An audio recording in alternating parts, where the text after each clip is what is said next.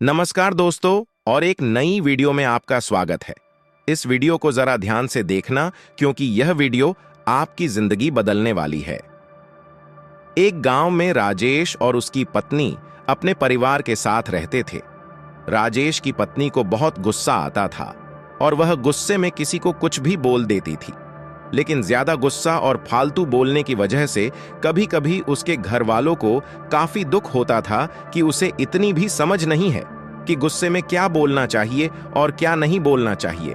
लेकिन गुस्सा करने के बाद जब उसका गुस्सा शांत होता, तब वह आके माफी भी मांगती कि मेरे से बहुत बड़ी गलती हो गई, मुझे क्षमा करे, आगे से मैं ऐसा बिल्कुल नहीं करूंगी। लेकिन इतना करने के बाद भी उसका गुस्सा कभी खत्म नहीं होता था और वह हर छोटी छोटी बात पे गुस्सा और हर छोटी छोटी बात पे चीजों को काफी गुस्से के बोलना उसकी आदत बन गई थी। उसके गुस्से से उसके घर वाले बहुत परेशान थे और न चाहते हुए भी इसका इलाज उनको नहीं मिल रहा था। कुछ दिनों के बाद गांव के एक व्यक्ति ने उन्हें बताया कि नगर में एक महात्मा आए हुए हैं। सुना है उनके पास हर समस्या का समाधान है। आप सब अपनी बहू को लेकर उन महात्मा के पास जाइए, क्योंकि वह सुना है कि वह हर समस्या का समाधान बहुत ही आसानी से और सरलता से बता देते हैं। अगर आप सब वहां पर जाइए तो निश्चय ही आपकी समस्या का समाधान मिलेगा। इसके बाद उसके घर वाले उसको लेकर उस महात्मा के पास चले गए। चलते चलते वो थक गए और शाम हो गई, क्योंकि उनका आश्रम बहुत दूर था। देर शाम होते होते वह महात्मा के आश्रम में आखिरकार पहुंच ही गए। महात्मा के आश्रम में जाकर देखा तो वह सभा कर रहे थे और लोगों को प्रवचन दे रहे थे। सभा खत्म होने के बाद उन्होंने महात्मा से पूछा कि महात्मा, यह मेरी बहू है, इसे बहुत गुस्सा आता है और हम सब इसके इस गुस्से से बहुत परेशान हैं। जब उसे गुस्सा आता तो कभी नहीं देखती उसके सामने कौन है। सच झूठ सही गलत की इसे कोई समझ नहीं रहता। बस मन में जो आता है यह बोल देती है और बाद में माफी भी मांगती है, लेकिन अपनी आदत कभी नहीं सुधारती। आप ही बताइए कि भगवान, हम कैसे क्रोध को नियंत्रित करें? कृपया हमें इसका उपाय बताइए। महात्मा मुस्कुराए और बोले, एक कहावत है, क्रोध से पहले सोचो, उसे दोबारा उगलने से रोको। उन्होंने बोला, इसका क्या मतलब है? आप जरा खुल के ही बताइए, हमें यह बात समझ में नहीं आ रही। महात्मा फिर मुस्कुराए और बोले, मैं तुम्हें एक कहानी सुनाता हूं। यह कहानी निश्चय ही तुम्हारे सवालों के सारे जवाब दे देगी। एक समय की बात है, एक छोटे से गांव में एक बुढ़िया रहती थी। उनका नाम कमला था। कमला बहुत ही प्यारी और दयालु महिला थी, लेकिन एक समस्या उसके गुस्से की थी। वे छोटी छोटी बातों पर बहुत जल्दी गुस्सा हो जाया करती थी।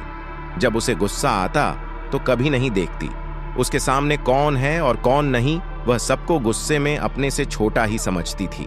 बुढ़िया जितनी गुस्सेल थी उतनी ही लालची थी। उसके मन में धन और पैसों को लेकर अपार लालच था। एक समय बुढ़िया के पास खाने को कुछ नहीं बचा तो उसके मन में तरकीब सूझी। उसे पता चला आया, गांव में मेला लगा है, क्यों ना इस मेले से कुछ लाभ लिया जाए। कमला ने सोचा कि यह एक अच्छा मौका है। उसने गांव के लड़कों को बुलाया और कहा, मेरे पास एक तरकीब है। अगर तुम मुझे हंसाओगे तो मैं तुम्हें एक सिक्का दूंगी, लेकिन अगर तुम मुझे हंसा ना पाओगे तो तुम्हें मुझे 2 सिक्के देने होंगे। अब बुढ़िया अंदर ही अंदर बहुत खुश हो रही थी कि इन बच्चों को बेवकूफ बनाकर अब मैं पैसे भी कमा लूंगी और मेरा काम भी चल जाएगा। इन्हें भला क्या पता लगता है, बच्चे तो वैसे ही चुटकुला से हंसते हैं। लड़के राजी हो गए।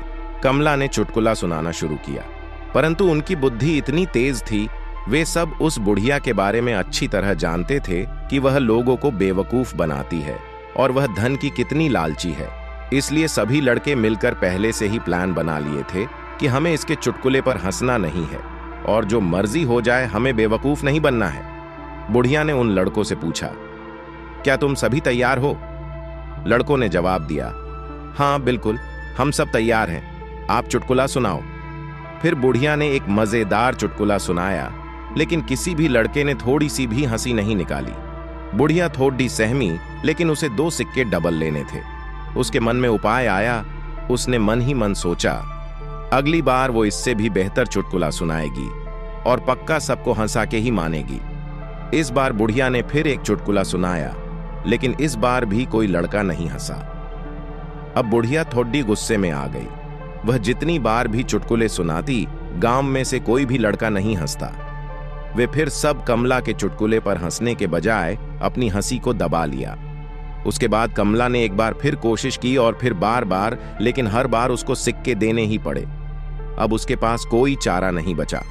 अंत में बुढ़िया ने जीतने भी सिक्के लिए थे, उन लड़कों को दे दिए और वहां से रोते रोते चली गई। उसने सबक लिया कि आज के बाद वो गुस्सा करना छोड़ देगी। इससे कमला ने सीख ली कि गुस्सा करने से केवल नुकसान होता है। उसने गुस्से को कम करने का निर्णय लिया कि मैं गुस्सा को नहीं आने दूंगी, और अब वह अपने गुस्से को काबू में रखती। उसने समझ लिया कि हंसी और प्रेम के माध्यम से वे अपने आप को और अपने आसपास के लोग को खुश रख सकती थी। उसकी ज्यादा लालच और ज्यादा बोलने की वजह से उसने खुद के पैर पर कुल्हाड़ी मारी थी, और अब उसने अपना सब कुछ गंवा दिया। उसके पास अब पश्चाताप करने के सिवा कुछ नहीं बचा। अंत में वह खाली हाथ घर को लौट गई। इस कहानी को सुनकर लड़की के माँ बाप ने बोला, महाराज, अब आप ही बताइए, गुस्सा को आखिर कम कैसे किया जाए? आप जो बोलेंगे हम निश्चय ही करेंगे। महात्मा ने कहा, अब मैं तुम्हें जो बातें बताने जा रहा हूं उसे तुम ध्यान से सुनो, क्योंकि यह बातें तुम्हारी जिंदगी बदलने वाली है। कम गुस्सा रखने के कई फायदे होते हैं जो हमारे स्वास्थ्य, संबंध और मानसिक स्थिति को सुधार सकते हैं। ज्यादा गुस्सा रखने से हमारे शारीरिक स्वास्थ्य पर बुरा असर पड़ता है। गुस्से के कारण हृदय रोग, उच्च रक्तचाप, मानसिक तनाव और अन्य स्वास्थ्य समस्याएं हो सकती है। यह सच है, ज्यादा गुस्सा इंसान को बीमार बना देता है, और ज्यादा गुस्सा करने से इंसान चिड़चिड़ा भी बन जाता है, और एक गुस्से वाला इंसान हमेशा अंदर से बीमार ही रहता है। कम गुस्से से शारीरिक स्वास्थ्य सुधरता है। इसीलिए अगर तुम्हें स्वस्थ रहना है और इन सारी बीमारियों से बचना है तो तुम्हें कम गुस्सा करने की आदत डालनी चाहिए। अधिक गुस्से से आसपास के लोग हमसे दूर हो जाते हैं।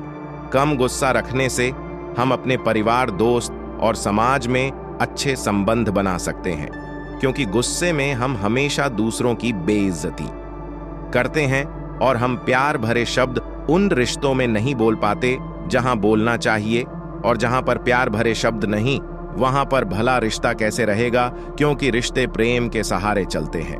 और जिन रिश्ते में प्रेम नहीं, और जिन रिश्तों में तुम प्यार से बात नहीं करोगे, तुम प्यार से बोलोगे नहीं, वहां पर भला रिश्ते कैसे टिकेंगे?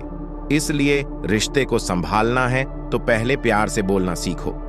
लेकिन तुम प्यार से तभी बोलोगे जब तुम्हें कम गुस्सा आएगा। इसीलिए यह जरूरी है कि तुम कम गुस्सा करो। कहते हैं एक अशांत मन कभी भी सही फैसला नहीं ले सकता, इसलिए सही फैसला लेने के लिए मन का शांत होना जरूरी है। लेकिन मन तभी शांत होगा जब तुम्हें गुस्सा काम आएगा। जब तुम्हें गुस्सा आएगा तो उस समय मन हमेशा तुम्हारा अशांत रहेगा। फिर भला तुम ही बताओ, तुम सही फैसले कैसे ले सकते हो? और जब तुम सही फैसले नहीं लोगे तो भला वह जिंदगी का मतलब क्या है? तुम्हारा अस्तित्व ही क्या रह जाएगा? इसीलिए सही फैसले हमारे जिंदगी को सही दिशा में ले जाते बनाते हैं।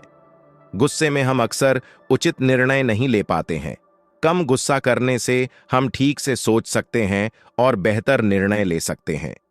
जब हम कम गुस्से में होते हैं तो हमारी मानसिक स्थिति पर अच्छा प्रभाव पड़ता है। कम गुस्सा रखने से हमारी चिंता कम होती है और हमें शांति का अनुभव होता है। ज्यादा होने से हम अक्सर उच्च स्थितियों में नुकसान उठाते हैं। कम गुस्सा रखने से हम अपनी उच्च स्थिति और सम्मान बनाए रख सकते हैं। इन सभी फायदों से स्पष्ट है कि कम गुस्सा करना हमारे जीवन को कई तरह से सुधार सकता है और हमें एक सकारात्मक और स्वस्थ दिशा में ले जा सकता है। इतना सब सुनने के बाद लड़के ने कहा, मुझे समझ में आ गया कि कम गुस्सा होने के कितने सारे फायदे हैं। आप अब कृपा करके आप मुझे यह बताइए कि गुस्सा को कम किया कैसे जाए, क्योंकि अभी के लिए यह सवाल जरूरी है। फिर महात्मा ने बोला, तो सुनो। उन्होंने कहा, अभ्यास, ध्यान और चुप रहना। अगर तुम तीनों चीजों को करोगे तो तुम निश्चय ही गुस्से पर विजय पालोगे। जब भी तुम्हें लगे कि तुम गुस्सा करने वाले हो तो तुम बस 10 सेकंड के लिए बोलने से पहले चुप रहो। अपने मन को यही बताओ और समझो कि तुम 10 सेकंड कुछ नहीं बोलोगे। उसके बाद तुम वहां से हो सके तो चले जाओ गुस्से में। अगर तुम उसे जगह को छोड़कर कहीं और चले जाते हो तो तुम निश्चय ही उस पर विजय पालोगे और बिना कुछ बोले तुम वहां जीत जाओगे। और यह तभी होगा जब तुम ध्यान करोगे और जब तुम हर दिन इस बात का प्रयास करोगे। अगर तुम ऐसा कर पाते हो तो तुम्हारी विजय निश्चित है। फिर वे सब ने महात्मा को धन्यवाद कहा और वहां से चले गए।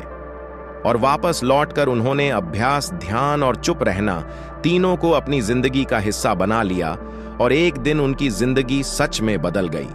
तो दोस्तों, आप भी अपने जीवन में इन आदतों को अपनाकर अपने जीवन को बदल सकते हैं। तो चलिए मिलते हैं नेक्स्ट वीडियो में। वीडियो कैसी लगी कमेंट बॉक्स में अपनी राय दे और चैनल पर नए हैं तो सब्सक्राइब करना ना भूले। धन्यवाद।